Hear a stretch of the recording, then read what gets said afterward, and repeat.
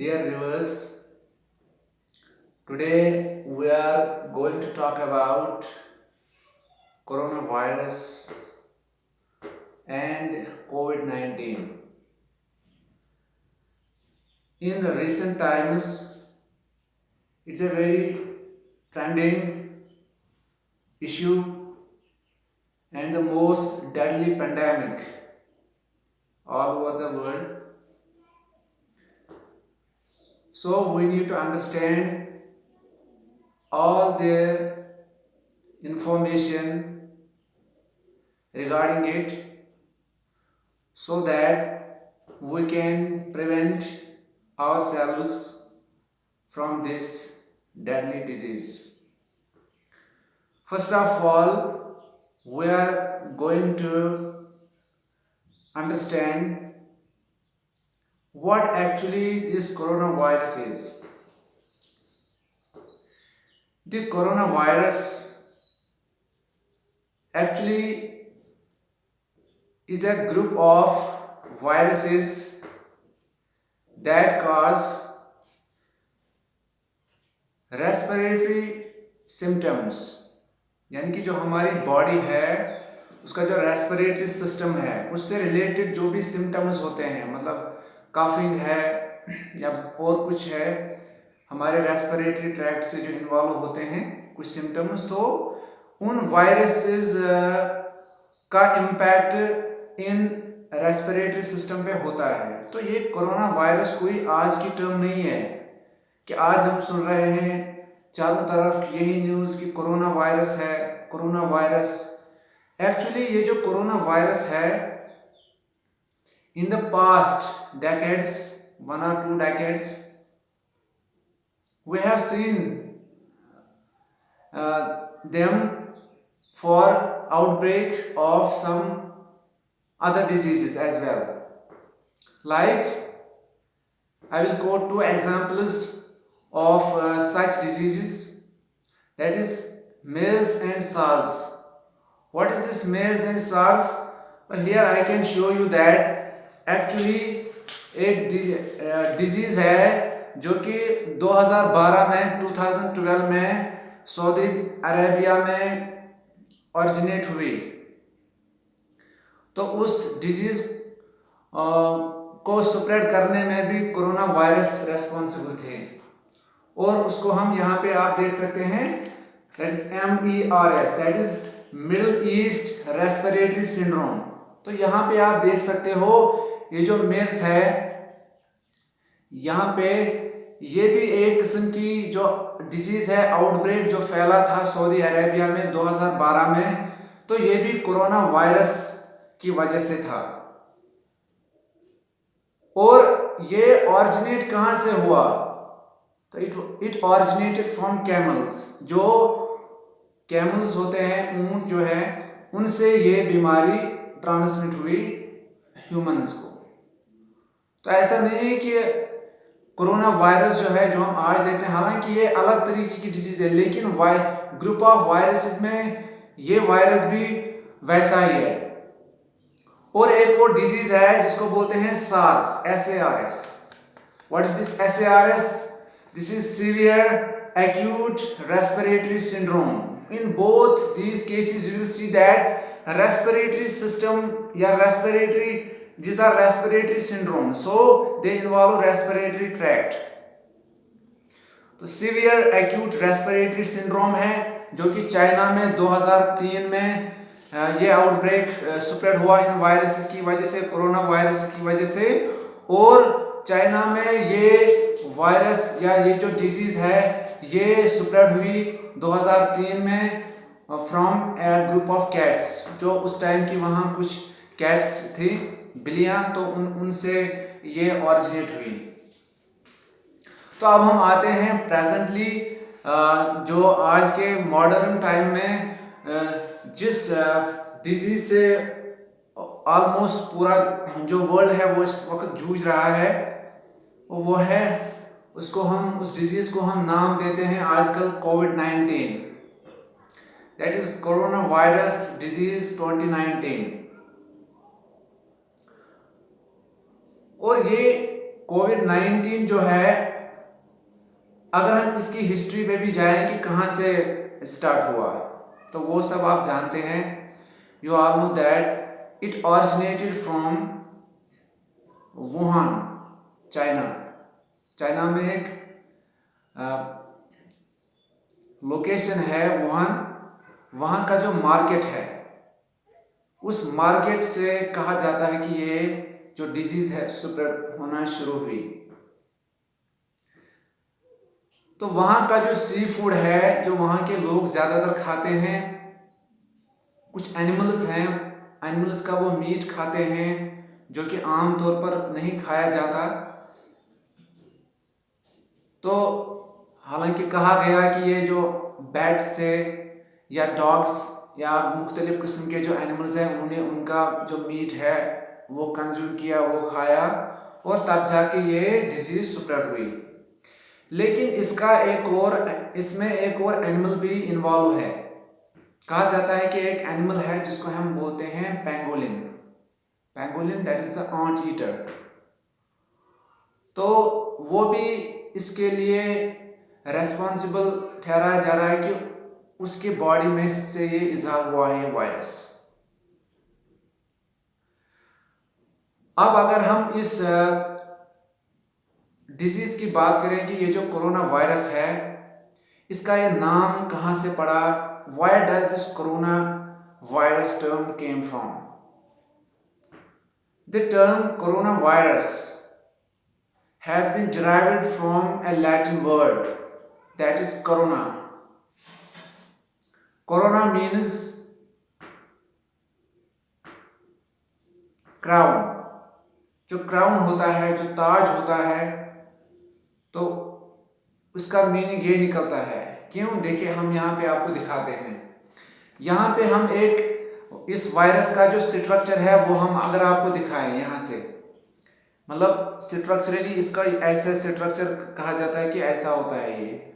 और आप इस क्राउन की तरफ देखो, इस वायरस के यहाँ से जो चारों तरफ ये जो प्रोजेक्शंस निकल रही हैं, these projections are almost similar to that of the crown। यहाँ पे क्राउन बनाया गया है, तो इस क्राउन के जो सिरे होते हैं उनमें भी ऐसी प्रोजेक्शंस देखी गई हैं। तो इन्हीं प्रोजेक्शंस की सिमिलैरिटी की वजह से इस कोरोना का जो मीनिंग है वो क्राउन से मिलता जुलता है, हेंस तो इसको नाम भी दिया गया है इसी के related, that is corona virus.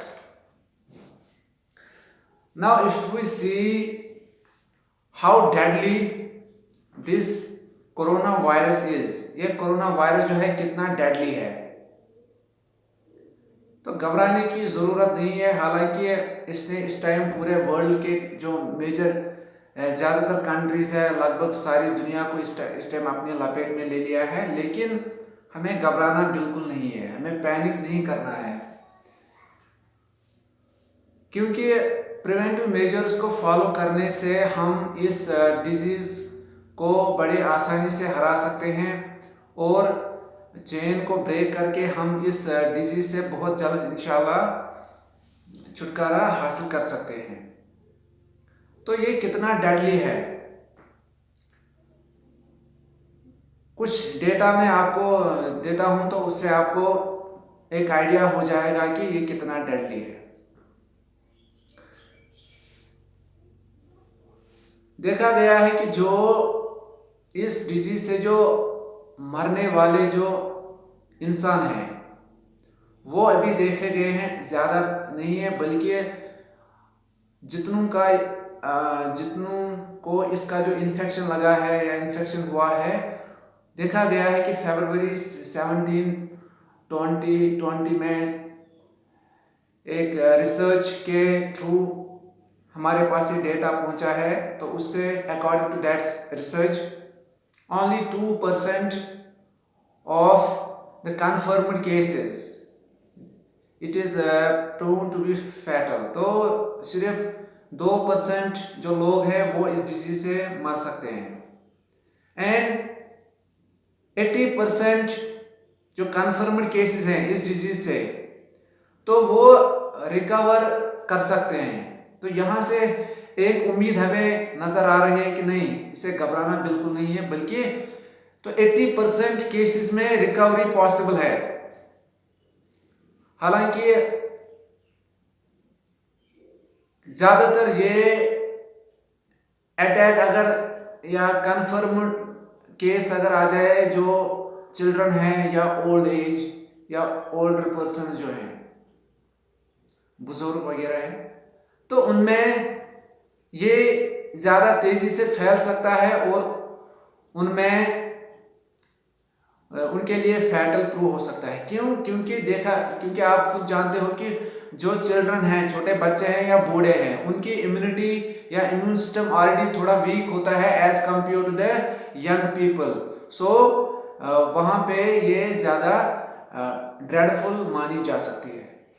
तो लेकिन हम इससे रिकवर कर सकते हैं। अब ये ट्रांसमिट कहाँ से होती है ये डिजीज, मतलब कैसे फैलेगी ये disease? It is through respiratory droplets, यानी कि अगर किसी को छींक आ गई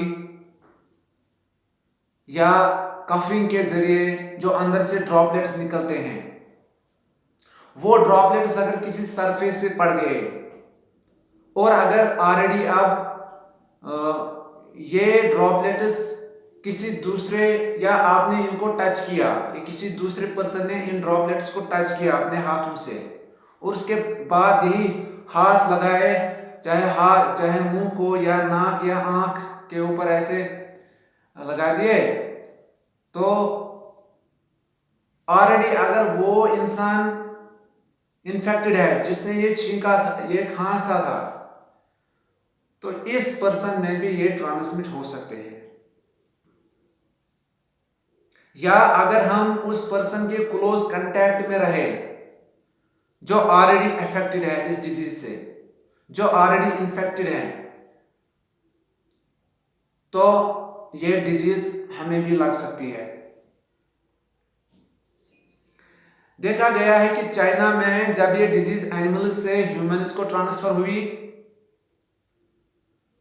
और फिर ह्यूमन्स के जरिए बाकी ह्यूमन्स या इंसान इसमें इन्वॉल्व हुए, क्योंकि क्लोज कांटेक्ट के थ्रू एक इंसान से दूसरे से फिर तीसरे, तो ये सोसाइटी में जल्दी से फिर फैल गए जंगल में आग की तरह। तो इस तरह के इस फैलने को हम कहते हैं zoonotic spill over event. Yes, zoonotic spill over event, that is when it spreads from an animal to a human and then it is transferred to the rest or to other humans. We call it zoonotic spill over event. तो अगर हम अब इसके symptoms की बात करें कि ये डिजीज जो है इसके सिम्टम्स क्या है, किन सिम्टम्स से आपको पता चलेगा कि कोई पर्सन सफर कर रहा है इस डिजीज से। जैसा कि मैंने पहले ही बताया कि ये हमारे रेस्पिरेटरी सिस्टम या रेस्पिरेटरी रिलेटेड जो सिम्टम्स हैं उसमें ज़्यादा होते हैं, लाइक कफ।